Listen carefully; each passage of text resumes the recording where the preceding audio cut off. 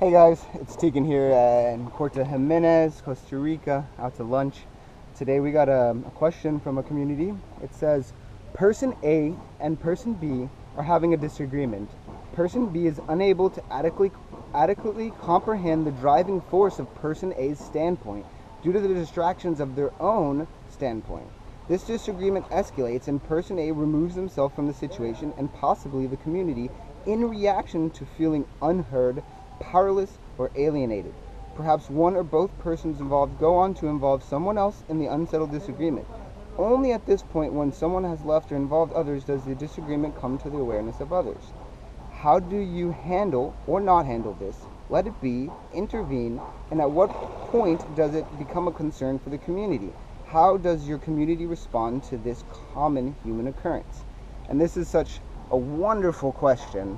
It's actually something that we just went through and we are constantly going through. And so there's a few key points that I'm going to go through. And I'm going to start with emotional intelligence or emotional understanding. When people get upset, they get triggered, they have two options, or they have many options, but two main options. They can perceive the hurt being caused by somebody else, or they can perceive the hurt being caused by something internally misaligned. If you're perceiving your hurt or your problem to be external, then your solution needs to be external. You want the other person to apologize or to do this or to make you feel better. But in reality, in the true reality, what we found is all things are internal. When they affect how you feel, they affect how you can handle the environment around you. And this can be a very hard thing for people to accept because they feel hurt and they feel like it's this person. However, what it is in your life, you experienced those things before and you didn't know what to do. You didn't know what to say, you didn't know how to act, you didn't know how to behave, and you didn't know how to continue.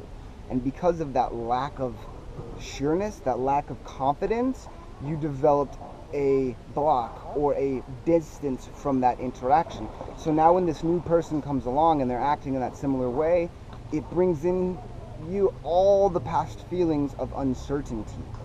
And so what it all comes down to, and it boils down to even more, even before I get further into it, is there are only two polar opposite feelings.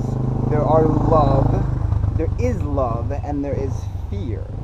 And our entire cultural society is based off of fear. Fear motivates everybody into control, to create them into subjects. So I always encourage people to ask them, where does this emotion come from? Is it coming from love? Is it coming from fear? Unfortunately, a lot of people don't understand love. They don't understand what love is. They don't understand the principles in which come in hand with love. So I'm going to be explaining this in more detail in the future. And in fact, I realized that that's probably the reason for this video is, what is love? What is it that we're trying to accomplish and what is it we're trying to be? And first, we have to understand and agree on what this word and this concept love is.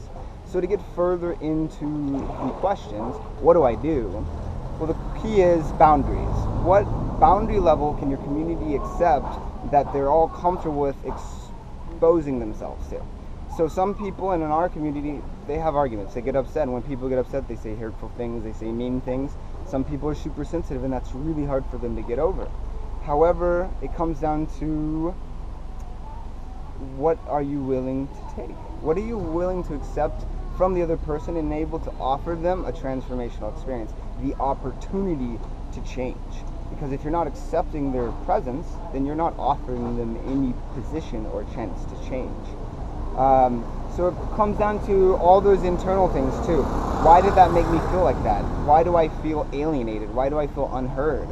It's because you don't hear yourself. You don't understand yourself. And so you seek others to approve you, to accredit you, to make you feel like you're right because you're not sure. So you got to find out, are you right? Are you right about how you feel? Like, maybe there's a little bit of deception inside of you. Maybe you lie to yourself about why you do things and why you want things. That's the first key. Know thyself.